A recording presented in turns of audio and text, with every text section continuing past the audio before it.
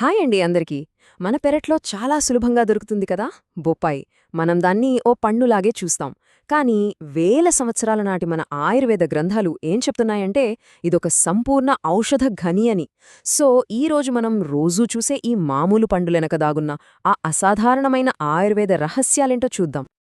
ప్రపంచమంతా దీని ఓ రుచికరమైన పండుగనే చూస్తుంది. కానీ మన ఆయుర్వేదం లాంటి సంప్రదాయ వైద్య విధానాలున్నాయి కదా, అవి దీన్ని చాలా భిన్నంగా చూస్తాయి.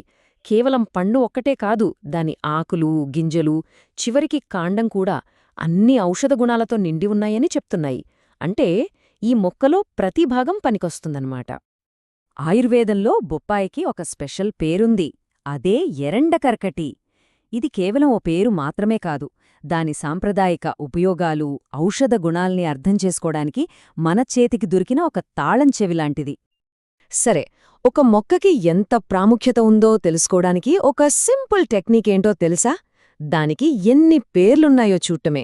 మరి బొప్పాయి విషయంలో ఈ పేర్ల వెనకాల ఒక పెద్ద కథే ఉంది. ఇక్కడ చూడండి, మన భారతదేశంలోనే ఎన్ని రకాల పేర్లున్నాయో.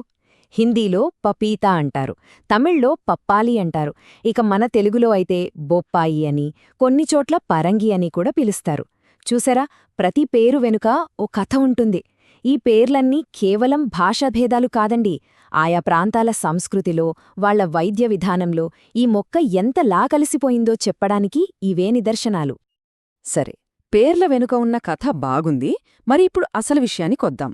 ఈ మొక్కలోని ప్రతి భాగం మనకి ఎలా ఉపయోగపడుతుంది? ముందుగా మనందరికీ బాగా తెలిసిన పండుతోనే మొదలుపెడదాం. ఆయుర్వేదం ప్రకారం బొప్పాయి పండుతో ఉన్న మొట్టమొదటి అతి ముఖ్యమైన ఉపయోగాల్లో ఒకటి జీర్ణ వ్యవస్థకు సంబంధించింది. ప్రత్యేకంగా చెప్పాలంటే నులిపురుగుల సమస్యను నివారించడానికన్మాట. అయితే ఈ సమస్యకి పరిష్కారమేంటి? ఆయుర్వేదం దీనికోసం ఒక క్లియర్ రెమెడీ చెప్తోంది. చూడండి, ఇక్కడ మోతాదు చాలా ముఖ్యం. 30 మిల్లీలీటర్ల పచ్చి బొప్పాయి రసం తీసుకోవాలి. దానికి కొద్దిగా తేనె కలిపి ఒక వారం పాటు ప్రతిరోజూ ఒకసారి తీసుకోవాలన్నమాట. ఇలా చెయ్యటం వల్ల పేగుల్లోని పురుగులన్నీ సహజంగా బయటకు పోతాయని చెప్తున్నారు. ఓకే, జీర్ణ వ్యవస్థ నుంచి ఇప్పుడు స్కిన్ కేర్ వైపు వద్దాం.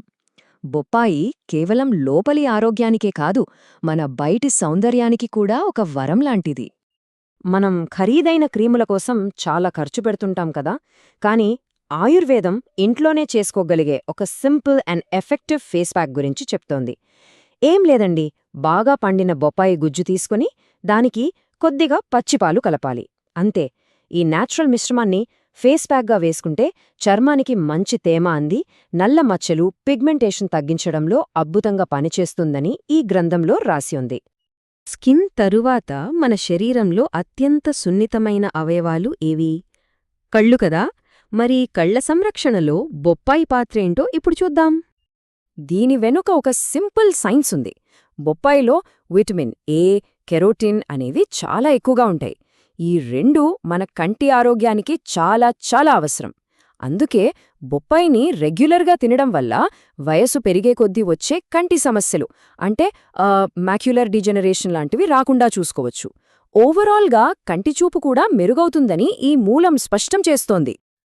ఇంకో విషయం ఏంటంటే, ఆయుర్వేదంలో పచ్చి బొప్పాయిని స్త్రీల ఆరోగ్యానికి కూడా వాడతారట. ముఖ్యంగా గర్భాశయానికి ఒక టానిక్లా పనిచేస్తుందని ఇక్కడ పేర్కొన్నారు. అయితే ఈ ప్రయోజనంతో పాటే మనం అస్సలు విస్మరించకూడని ఒక అత్యంత కీలకమైన హెచ్చరిక కూడా ఉంది. ఇది చాలా ముఖ్యం, దయచేసి గుర్తుంచుకోండి. గర్భవతులుగా ఉన్నప్పుడు బొప్పాయిని, ముఖ్యంగా పచ్చి బొప్పాయిని అస్సలు తినకూడదని ఈ ఆయుర్వేద మూలం చాలా స్పష్టంగా హెచ్చరిస్తోంది. ఎందుకంటే ఇది గర్భస్రావానికి దారితీసే ప్రమాదముందని నొక్కి మరీ చెబుతోంది. సో ఇది చాలా సీరియస్ వార్నింగ్. ఇప్పటిదాకా మనం పండు ప్రయోజనాల గురించే మాట్లాడుకున్నాం. కానీ ఈ మొక్క అసలైన శక్తి దాని ఆకుల్లో, విత్తనాల్లో దాగి ఉంది. ఇప్పుడు మనలో చాలామందికి తెలియని ఈ భాగాల అద్భుతమైన ఔషధ గుణాలేంటో చూద్దాం. ఈ మధ్యకాలంలో బాగా పాపులర్ అయిన ఉపయోగమిది. అదేంటంటే డెంగ్యూ జ్వరం ట్రీట్మెంట్లో బొప్పాయి ఆకుల వాడకం. డెంగ్యూ వచ్చినప్పుడు అందరికీ తెలిసిన అతిపెద్ద ప్రమాదం ప్లేట్లెట్ కౌంట్ పడిపోవడం. దీన్ని ఎదుర్కోవడానికి ఆయుర్వేదం ఒక క్లియర్ గైడ్లైన్ ఇస్తుంది. 10 నుంచి 20 మిల్లీలీటర్ల బొప్పాయి ఆకుల రసాన్ని రోజుకు 3 నుంచి 4 సార్లు తీసుకోవాలి. ఇలా చేస్తే ప్లేట్లెట్ కౌంట్ను మళ్ళీ నార్మల్ స్థాయికి తీసుకురావడంలో ఇది బాగా హెల్ప్ చేస్తుందని బలంగా చెప్తున్నారు. పండు అయిపోయింది, ఆకులైపోయాయి. ఇప్పుడు మనం బొప్పాయి విత్తనాల వైపు వద్దాం. సాధారణంగా మనం వీటిని తీసి పారేస్తాం కదా, కాని చిన్న గింజల్లో విరేచనాలను ఆపే శక్తి ఉందని ఈ గ్రంథం చెప్తోంది. దీనికోసం ఏం చేయాలంటే బొప్పాయి గింజలను ఎండబెట్టి పొడి చేసుకోవాలి. ఈ పొడిని గోరువెచ్చని నీటితో కలిపి భోజనానికి ముందు రోజుకు 2 సార్లు తీసుకోవాలట. ఎందుకంటే ఈ గింజల్లో చాలా పవర్ఫుల్ యాంటీబ్యాక్టీరియల్ గుణాలుంటాయన్నమాట. అయితే మోతాదు ఎంత తీసుకోవాలి? కేవలం 3 గ్రాములు. చూడండి, మన సాంప్రదాయ వైద్యంలో ఖచ్చితమైన మోతాదుకు ఎంత ప్రాముఖ్యత ఉందో ఇది మనకు మరోసారి గుర్తుచేస్తోంది. ఎక్కువైనా తక్కువైనా ఇబ్బందే. సరే, ఇప్పటిదాకా మనం తెలుసుకున్న విషయాలన్నీ ఒక్కసారి రివైజ్ చేసుకుందాం. ఆలోచించండి, ఒకే ఒక్క మొక్క, దాని పండు, ఆకులు, విత్తనాలు ప్రతి భాగం ఒక ఔషధంలా పనిచేస్తోంది. ఇది ఎరండ కర్కటి యొక్క అద్భుతమైన బహుముఖ ప్రజ్ఞకు అసలైన నిదర్శనం. ఒక్కసారి ఈ లిస్ట్ చూడండి. నులిపురుగుల సమస్య నుంచి ముఖంపై మచ్చల వరకు, కంటిచూపు మెరుగుపరచడం నుంచి డేంజరస్ డెంగ్యూ జ్వరాన్ని కంట్రోల్ చేయడం వరకు, ఇలా 6 రకరకాల ఆరోగ్య సమస్యలకు ఈ ఒక్క మొక్కలోని వేర్వేరు భాగాలు పరిష్కారాలు చూపిస్తాయని ఈ ప్రాచీన గ్రంథం మనకు వివరిస్తోంది.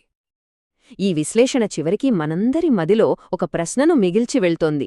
మనం ప్రతిరోజూ చూస్తూ పెద్దగా పట్టించుకోకుండా వదిలేసే ఇలాంటి మామూలు మొక్కల వెనక ఇంకెంత అపారమైన ప్రాచీన జ్ఞానం దాగి ఉందో కదా.